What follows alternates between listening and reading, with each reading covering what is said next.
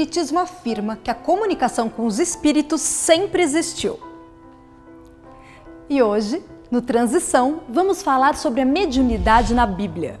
Vamos ver o que os estudiosos no assunto têm a nos dizer.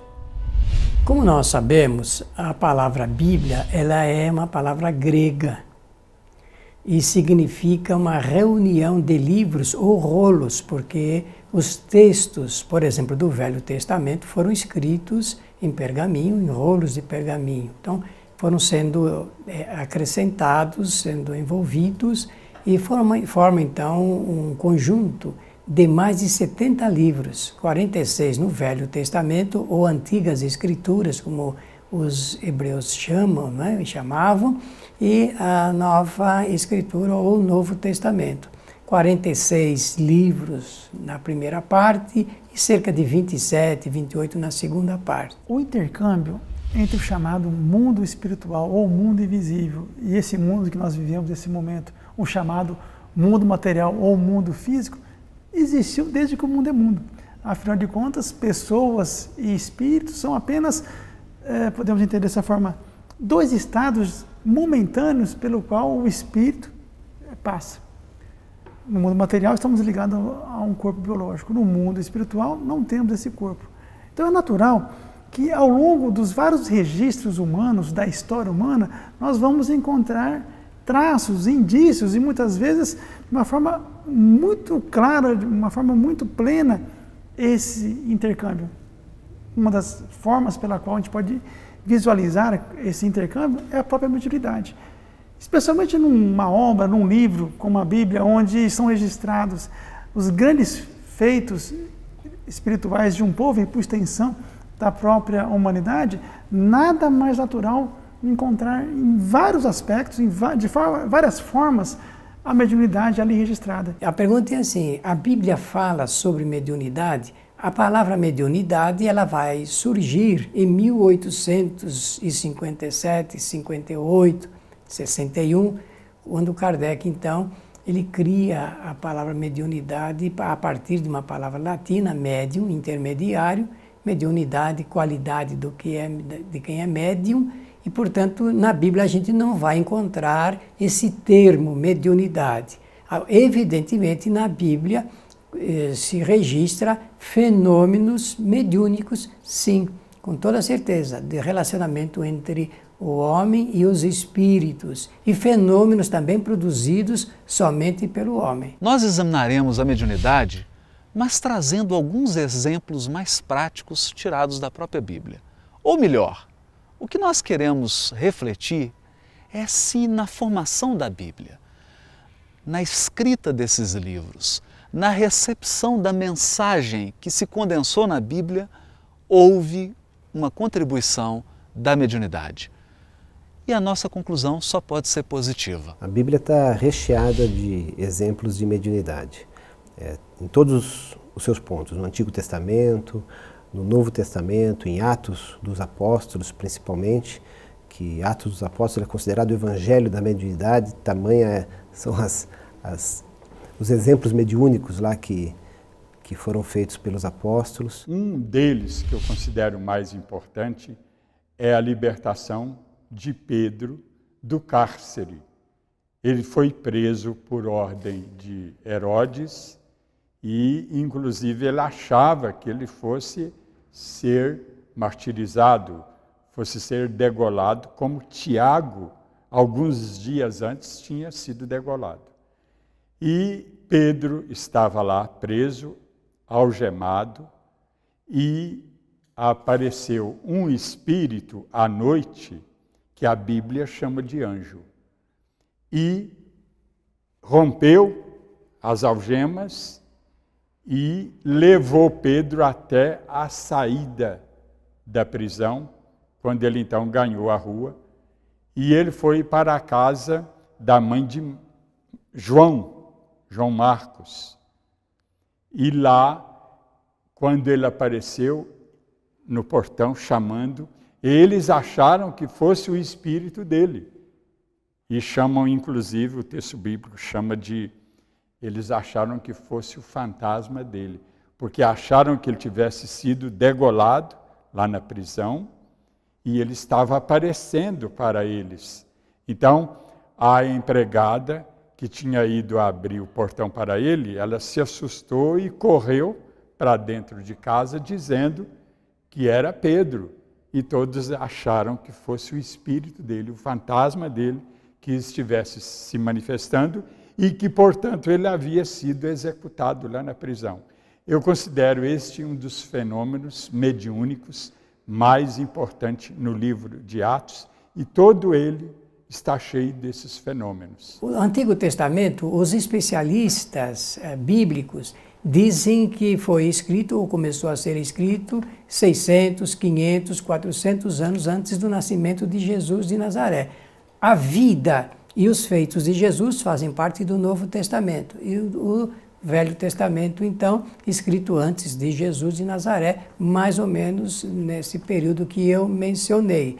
É realmente um registro histórico muito interessante esse, porque a Bíblia ela é realmente um livro que contém geografia, política, história, antropologia, aspectos sociais, relatam coisas fantásticas. Então é um livro muito importante para que a gente entenda a vida daquele povo mais antigo. Os fenômenos, chamados fenômenos mediúnicos, na Bíblia, eles são importantes, sim, para que a gente possa compreender que a mediunidade, então, não é nova. Isso aí acompanha o homem desde os primórdios da nossa história. Partindo desse pressuposto, não temos como entender a inspiração dos profetas bíblicos a não ser pela mediunidade. Portanto, o fenômeno do profetismo ou o fenômeno da inspiração bíblica é apenas uma outra forma de dizer, de falar sobre a mediunidade. Todo o contato com a espiritualidade, toda vez que o ser humano capta ideias, projetos, sonhos, reflexões, um catálogo de conduta moral, ele o faz de uma maneira sutil, ele percebe com o coração. É sempre assim, não apenas com os profetas bíblicos, mas com todos os gênios da humanidade. Todos os grandes músicos, escritores e artistas trouxeram as suas obras de uma inspiração ou de um estado alterado de consciência em que eles puderam captar as belezas da vida, o belo e o bom que está gravado na própria natureza. Então nós precisamos também abstrair um pouco o conceito da mediunidade. Lembrar que quando eu tenho uma ideia, quando eu projeto algo, quando eu desejo fazer algo, quando me vem uma inspiração para fazer algo, eu estou nos domínios da mediunidade. E os profetas, os autores dos livros da Bíblia, quando escreviam, quando faziam algo, quando criavam uma igreja, quando viajavam, quando falavam da mensagem bíblica, eles o faziam sob inspiração. Portanto, sob esse terreno amplo da mediunidade. Profeta é uma palavra antiga para designar o médium, intermediário dos espíritos. E é evidente que nós vamos encontrar em toda a história humana profetas, isto é, médiuns, com tarefas muito específicas de esclarecimento, de orientação, de conscientização do povo a respeito da realidade espiritual. Nós temos na primeira carta de João, capítulo 4, versículo 1. Ele diz assim: Amados, examinai os espíritos, para saberdes se estão vindo de Deus ou das trevas, se são do bem ou se são do mal. Porque há muitos falsos profetas por aí.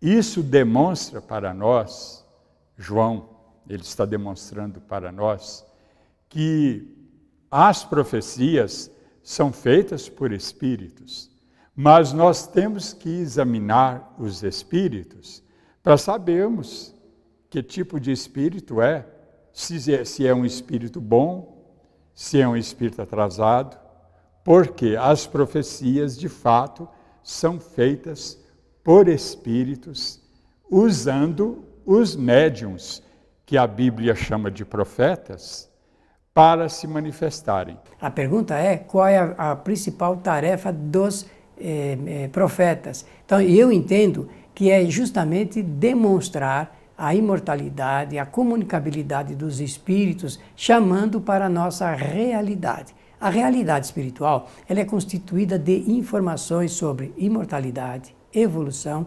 reencarnação, livre-arbítrio e causa e efeito, que são as 5 leis principais de todo o universo. Agora, o Transição dá uma paradinha para o intervalo e já volta.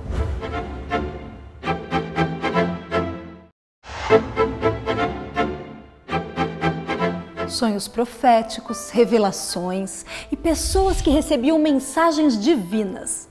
Seriam casos de mediunidade? O Decálogo, ou os 10 Mandamentos, que Moisés recebeu no Monte Sinai, foram apresentados a Moisés lá na sarça ardente por um espírito. Algumas partes do Velho Testamento falam que foi Deus, o próprio Deus, o Javé, na visão dos hebreus, que entregou as tábuas da lei para Moisés.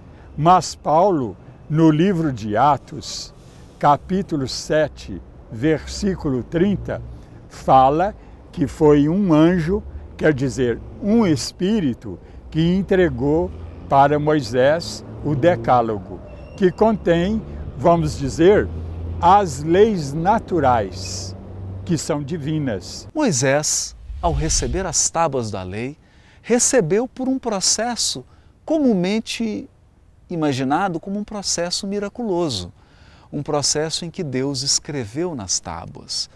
Mas isso é, na verdade, também uma manifestação espiritual, é também uma das modalidades de contato do mundo espiritual com o mundo físico. É verdade, uma modalidade bem objetiva, bem prática, mas há outras mais sutis. Por exemplo, quando Abraão deixa a sua terra e resolve formar um povo, dando início ao povo hebreu, dando início à saga que está registrada na Bíblia.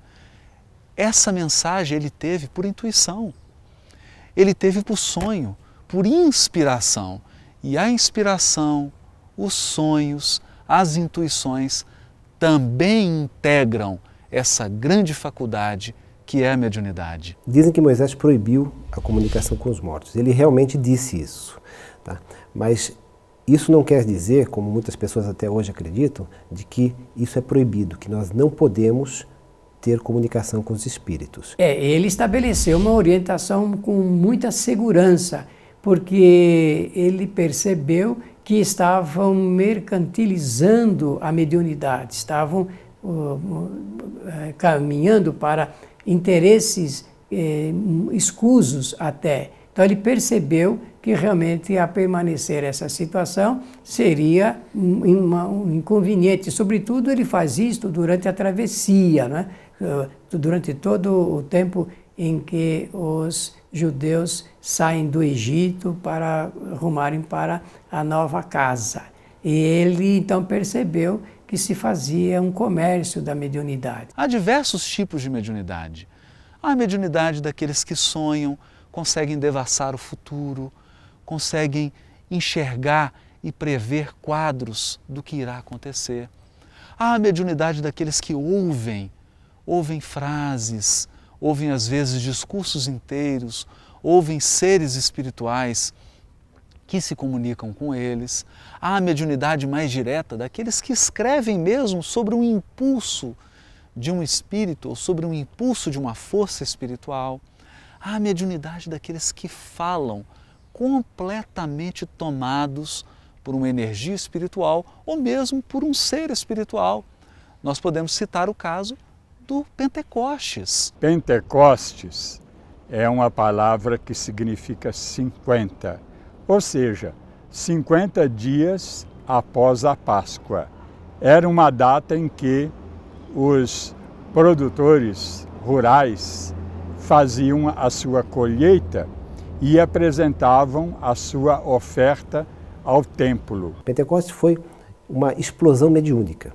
Jesus disse, depois que Jesus, um pouco antes de ter a ascensão, dele subir aos céus e não mais aparecer fisicamente para os apóstolos, ele disse para que todos eles se reunissem em Jerusalém, que ele rogaria ao Pai que enviasse o Espírito Santo sobre eles. Os apóstolos não sabiam exatamente o que significava, mas obedeceram. Foram lá e ficaram todos juntos, até que houve essa explosão de mediunidade, que esse relato está em Atos dos Apóstolos, no Evangelho, onde o Evangelho diz que houve uma grande ventania, que línguas de fogo pairaram sobre a cabeça dos apóstolos e eles começaram a falar línguas que eles não conheciam. E, para nós espíritas, é um fenômeno com o qual eu diria a mediunidade foi inaugurada no cristianismo, porque ali vários espíritos se manifestaram em várias línguas, que é um fenômeno que se chama xenoglossia, que é quando o médium fala uma língua estrangeira que ele desconhece. Então foram vários espíritos que se manifestaram falando em línguas diferentes e as pessoas presentes, estrangeiras, cada uma em sua língua, entendeu o que cada espírito falava. Os apóstolos até aquele momento já tinham demonstrado várias faculdades mediúnicas, mas após Pentecostes eles afloraram muito mais, de uma forma muito mais ostensiva, essas faculdades mediúnicas. Nossos irmãos católicos e evangélicos falam no Espírito Santo. Na verdade, o Espírito Santo, sem entrar em detalhes, ele é um conjunto de espíritos que se manifestam em nome de Deus, espíritos iluminados e que são enviados do mundo espiritual para se comunicarem conosco, trazendo para nós mensagens. E esse fenômeno acontecido em Pentecostes provou que existe uma comunicação entre o mundo espiritual e nós. Portanto, na história da humanidade, nós temos fartos, abundantes exemplos da mediunidade como esse vínculo, esse meio que proporciona o contato dos seres humanos com realidades que vão além da realidade material. Basta uma leitura, ainda que ligeira, dos diversos livros da Bíblia para percebermos fatos que podem ser catalogados como fatos miraculosos, fatos sobrenaturais, mas que na verdade não tem nada de sobrenaturais. Eles são fatos naturais. O que precisa mudar é a nossa interpretação desses fatos. O que precisa mudar é a nossa compreensão desses fenômenos. O dia em que nós compreendemos esses fenômenos como fenômenos naturais da existência humana, quando nós percebemos que o contato com o mundo espiritual é algo tão simples como fazer uma refeição, como acordar, como deitar-se, nós perceberemos que a nossa vida está permeada pelo mundo espiritual. A todo momento, nas mínimas decisões, nos fatos mais corriqueiros, nós somos envolvidos, quer seja para o bem, quer seja para o mal, dependendo da nossa sintonia, dependendo dos valores morais que nós concretizamos na nossa existência. Antes de continuar esse assunto, vamos fazer um breve intervalo. Não saia daí!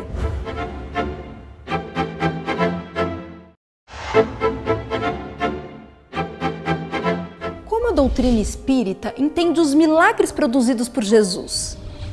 O Espiritismo nos ensina que não há milagres. O milagre seria uma derrogação da lei natural. Aquilo que nós consideramos um milagre envolve apenas circunstâncias e iniciativas que escapam à compreensão humana e, de repente, a gente acha que aquilo é um milagre.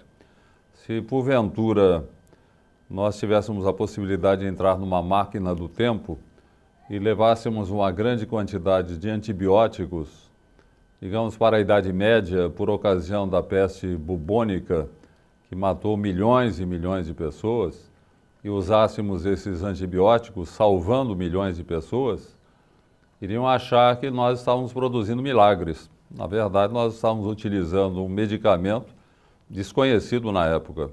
O mesmo acontecia com relação a Jesus. Ele usava recursos magnéticos para promover a curas, afastar espíritos impuros, produzir fenômenos envolvendo a própria natureza, que eram desconhecidos. Até hoje nós desconhecemos essas possibilidades, né? Não temos ninguém com potencial magnético capaz de produzir os prodígios que Jesus produzia. Então, ainda hoje, as pessoas imaginam que Jesus produzia milagres. Não, ele apenas utilizava-se de recursos desconhecidos na época e desconhecidos na nossa época também. Hoje em dia é muito comum nós mandarmos um e-mail, entrarmos no Facebook, no Skype e usarmos a internet e os recursos tecnológicos, como telefone, etc., etc., para nos comunicarmos. Nunca o mundo esteve tão unido, o mundo esteve tão conjugado, nunca houve tanta troca de informação com essa intensidade e com a velocidade que nós vivemos hoje. Se nós encararmos a mediunidade como um fruto da alma, como uma capacidade da alma e como uma faculdade que se assenta no pensamento, eu diria que nós estamos sendo treinados hoje, com todos esses recursos tecnológicos, a desenvolvermos os nossos poderes espirituais, a desenvolvermos o nosso pensamento. Será que o ser humano não está sendo educado a ampliar o seu pensamento, a ampliar a sua capacidade de conexão? Afinal de contas, mediunidade é conexão. Mediunidade é conectar o mundo físico ao mundo espiritual. Mediunidade é entrar em relação com outros seres. Se nós não temos um pensamento treinado, se nós não temos a habilidade de nos comunicarmos, se nós não estamos treinados a comunicar ao mesmo tempo, a tratarmos de diversos assuntos numa velocidade acelerada, como entrar no domínio dessas faculdades espirituais que dormem dentro de cada um de nós? Portanto, nós encaramos o futuro como uma possibilidade, a possibilidade dos seres humanos se tornarem mais leves, dos seres humanos se tornarem mais fluidos, mais abertos, mais permeáveis à influência de Deus e dos bons espíritos, dos seres humanos se tornarem mais maleáveis, que eles possam absorver conhecimentos novos, que eles possam entrar em relacionamentos com outros seres de uma maneira mais sutil, mais amorosa, mais generosa. Quando aprendermos isso, haverá uma eclosão das faculdades mediúnicas, uma eclosão das faculdades do espírito. E não nos assustemos. Já foram realizadas várias experiências na Rússia, hoje se realizam várias experiências nos Estados Unidos, algumas catalogadas como experiências secretas, onde esses povos avançados examinam, pesquisam sobre essas faculdades do ser humano. Uma delas é a faculdade de transmissão do pensamento. Mas não há nada de milagroso nisso.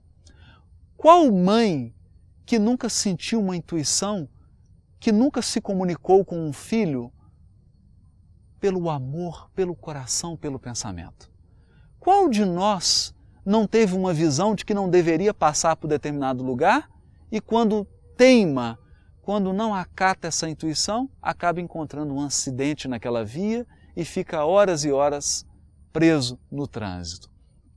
Portanto, nós já exercitamos essas faculdades, só que as exercitamos de uma maneira muito amadora, porque a nossa alma ainda não está aberta para esses potenciais. John Dewey, ele escreveu, norte-americano, na área da educação, escreveu um livro intitulado Como Pensamos. Eu aconselharia as pessoas que gostam deste assunto a ler este livro, já existe desde 1940, edição em língua portuguesa, E isto facilita bastante nós entendemos o que é o pensamento, o que é o ato de pensar. Quando nós dizemos que o pensamento é um dos 3 atributos do espírito, e são inteligência, vontade e pensamento, é que o pensamento ele é realizador.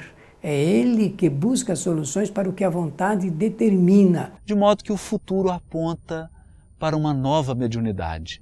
Não mais uma mediunidade tão objetiva, tão concreta, mas uma mediunidade sutil. A mediunidade do artista que se inspira e produz uma obra de arte. A mediunidade do escritor que entra em contato com outras mentes e que capta histórias, muitas vezes histórias vividas por outros seres espirituais que estão ao lado dele. Porque o Criador, se é espírito, se é um ser espiritual, só pode se comunicar conosco pela sensibilidade, pela via sutil do sentimento, da intuição e da espiritualidade, por essa faculdade chamada mediunidade.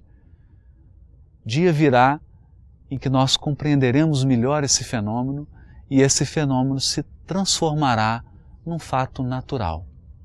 Quando esse dia chegar, o nosso contato com o mundo espiritual será tão abundante que nós poderemos receber essas luzes, essas inspirações, esse amparo do mundo espiritual de uma forma ostensiva, como os profetas, como os apóstolos, como aqueles primeiros cristãos recebiam. E por isso eles sentiam uma alegria de viver diante das dificuldades, das tragédias e das dores. Eles se sentiam com esperança, com fé em Deus, porque sabiam dessa realidade espiritual que transcende a vida física, sabiam que para além da morte, para além da dor física, há um mundo espiritual nos aguardando, no qual colheremos tudo aquilo que plantamos aqui nessa vida. Então, eu convido a todos que gostam deste assunto a ler com particularidade e a extrair esses fenômenos do conhecimento da Bíblia, para nós percebermos que esses fenômenos são muito antigos na nossa história. Para as pessoas que quiserem conhecer um pouco mais como a mediunidade e outros conceitos, outras ideias espíritas brotam naturalmente das páginas da Bíblia, Allan Kardec deixou um trabalho belíssimo nesse sentido, em sua obra O Evangelho segundo o Espiritismo. Com esse trabalho de Kardec fica evidente que em todas as épocas da humanidade, das formas muitas vezes inimagináveis para cada um de nós, como que o mundo espiritual sempre esteve presente, com um único objetivo: auxiliar no nosso crescimento, auxiliar o progresso humano, em busca sempre do nosso Criador. Este foi o programa de hoje. Para continuar o estudo, veja os programas anteriores. Acesse nosso site www.transição.tv. Até o nosso próximo encontro!